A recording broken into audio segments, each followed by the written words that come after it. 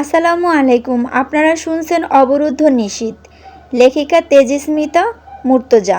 পর্ব ৩। কণ্ঠে আমি সাদিয়া। চারদিক উত্তাল। দ্রুত উঠে ফজরের নামাজ কাজা আদায় করে রান্নাঘরে উকি দিল অন্তু। রাবেয়ার রান্না করছিলেন। কিছু খাওয়ার আছে নাকি আম্মু? রাবেয়া ঘেমে একটু কাহিল হয়েছেন, কিন্তু অন্তুকে কখনো রান্নাঘরে ডাকা হয় না। আমজাদ সাহেব বলেন, পড়ালেখা করা মেয়েদেরকে সংসারে যুক্ত করতে নেই। পড়ালেখা ও সংসার দুটোই একই বিষয়। দুটো একসঙ্গে হয় না, হয় শুধু পড়ালেখা করতে হয়, নয়তো সংসার। রাবেয়া শাড়ির আঁচল তুলে কপাল মুছে বললেন, তোর আব্বুর কাছে বারান্দায় যা, দেখ মুড়ি চানাচুর দিছি, চা দিছি, বিস্কুট আছে, যা। অন্তু দরজা ধরে ঝুলে দাঁত বের করে হেসে বলল, do you need a helping hand mom? I could be that if you want. সেইটা আবার কি? কি বলতেছিস? খাঁটি বাঙাল নারী, আপনার রান্নায় আমার কোনো সাহায্য লাগবে কি না? চুপচাপ বারান্দায় যা, জ্বালাস না আমার এখন। আমজাদ সাহেব পারলে খবরের কাগজে ঢুকে যাবেন, কিন্তু পারছেন না বলে তখনও তাকে বারান্দায় পাওয়া গেল।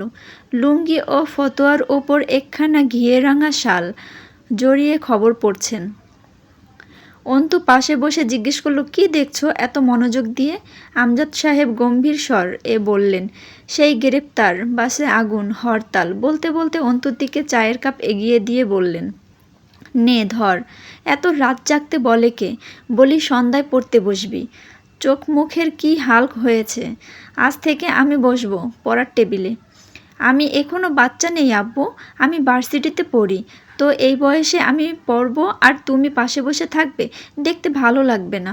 আমজাদ সাহেব ভারী মুখে তাকালেন। অন্তু বলল, তুমি আমায় রাস্তায় পাঠাও একা, আর ঘরে পড়ার টেবিলে পাশে বসে থাকবে? দরকার নেই, কোনো দরকার নেই।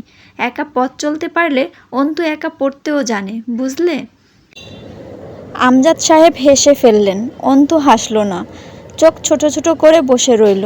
নভেম্বরের সকালের ঠান্ডা ঝিরিঝিরি হাওয়া, সঙ্গে আব্বু বসা। অন্তু বুক ভরে শ্বাস টানে। তার মনে হয় এই জগতের সবচেয়ে সুখী মেয়েটি নিঃসন্দেহে সে। এই জীবনের চাওয়া পাওয়া এখানেই ফুরোয়। আমজাদ সাহেব ভরাট গলায় একটু ধমকে বললেন, টোস্ট নে। গলা দিয়ে খাবার নামতে চায় না। চাটুকু শেষ কর। চানাচুর খালি পেটে খাওয়ার দরকার নাই। চাদর আনিসনি কেন? ঠান্ডা লাগছে না? নিজের শালটা খুলে অন্তুর গায়ে জড়িয়ে দিলেন। অন্তুর সাহস হলো না আপত্তি করার। সকাল সকাল ধমক খাওয়া ভালো না। এরপর আপন মনে একটু হাসেন আমজাদ সাহেব। মা বলতো, ও আমজাদ, যার শরীরে মাংস লাগে না তার মাথায় পড়ালেখা ছাই ডুববো। আরে তো পাকা আম আনছে তোর আব্বাই, দুধ ভাত মাখাইছি, আয় পরে পড়বি।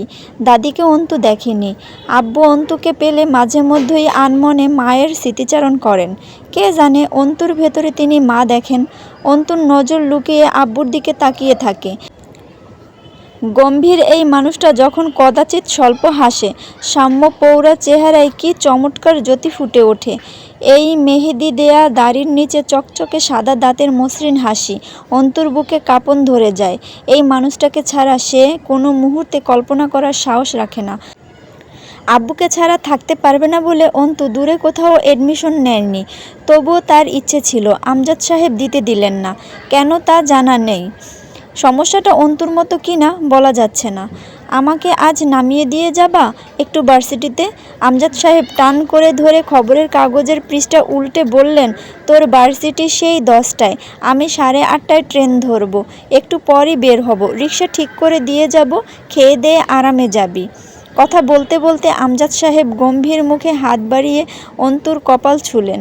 কিছু লেগেছিল তা সযত্নে মুছে ভারী গলায় বললেন, সেকেন্ড ইয়ারের ফাইনাল কবে? ক্লাস টেস্ট চলছে, খুব তাড়াতাড়ি ডেট পড়বে মনে হয়। ঠান্ডা প্রায় ভালোই পড়ে গেছে, নভেম্বর চলছে। এত সকালে গোসল করলে ঠান্ডা লাগতে পারে, কিন্তু না করলে প্রেশার হাই হবে। অন্তু আব্বুর পানি গরম করে দিল। ফতুয়াটা ইস্ত্রি করে একটা বোতাম লাগালো। খাওয়া শেষ করে আমজাদ সাহেব তৈরি হলেন। হলদেটে সাদা ফতুয়া, সাদা পাজামা পরলেন। হাতে সেই সিলভার রঙা ক্যাসিনো ঘড়ি লাগিয়ে সামান্য একটু আতর ব্যবহার করলেন। বসার রুমে অন্তু তার চামড়ার স্যান্ডেলখানা মুছে নিয়ে দাঁড়িয়েছিল। আমজাদ সাহেব বেরিয়ে যাওয়ার সময় পিছু ডাকে অন্তু। আব্বু!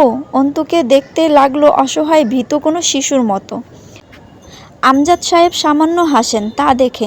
কয়দিন থাকবে ওখানে? 2 দিন, দেরি হবে হয়তো। শোন, ক্লাস শেষ করে কাজ না থাকলে সোজা ফিরে আসবি, কোথাও দেরি করবি না। অন্তু আস্তে করে মাথা নাড়ে। আমজাদ সাহেব দ্রুত বেরিয়ে গেলেন। ট্রেনের সময় হয়ে গেছে। অন্তু ভার্সিটির জন্য প্রস্তুত হতে হতে রিকশাওয়ালা এসে হাঁক ছাড়ল। অন্তু মামুনি, আসো গো। আমি আসতে দেরি করি নাই তো? মাস্টার সাহেব কিন্তু আমার এই সময়ের কথা কইছে, দেরি হইলে আমার দোষ নাই। অন্তু তৈরি হওয়ার বলতে কালো বোরখা এবং তার উপরে কালো ওড়নার আবরণ, শুধু হাত পা ও তার তীক্ষ্ণ ডাগর চোখ দুটো দৃশ্যমান থাকবে। তৈরি হয়ে বেরিয়ে গিয়েছে। মুচকি হেসে বলল, না কাকা, দেরি হয়নি, যথেষ্ট সময় আছে, চলুন। ভার্সিটির সামনে গিয়ে রিকশা থামে। ভার্সিটির রাজনৈতিক পরিস্থিতি ও দেশের মতোই অস্থির কিছুটা। দেশটা এক হিসেবে ভালোই চলছে। রোজ খুন, গুম, কারাবরণ অবিরাম। থামাথামি নেই, সরকারের ক্লান্তি নেই। খুব পরিশ্রম করছে দেশটাকে নিজের মতো চালাতে। মানুষ একটু দুশ্চিন্তায় আছে অবশ্য, তবে সরকার ভালো আছে। সে তার মন মতো দেশ চালাচ্ছে। কেউ ভয়ে বিরোধিতা করে না, করলে কারাগার নেহাত কম নয় দেশে। অস্ত্র এবং দেশপ্রেমিক সৈনিকের সংখ্যাও বেশ। ভার্সিটির ফটকের উপর বড় বড় অক্ষর করে লেখা, হাজী মোহাম্মদ দানেশ বিজ্ঞান ও প্রযুক্তি বিশ্ববিদ্যালয়। দিনাজপুরের বাসেরহাট থেকে খুব বেশি দূরে নয় অন্তুদের বাড়ি। হলে থাকার প্রয়োজন পড়ে না তার। ক্যাম্পাসে শহীদ মিনার চত্বরটা অন্তুর প্রিয় জায়গা। ভুল ত্রুটি ক্ষমার দৃষ্টিতে দেখবেন। পরবর্তী পর্ব পেতে চাইলে চ্যানেলটি সাবস্ক্রাইব করে আমার পাশেই থাকবেন। ধন্যবাদ।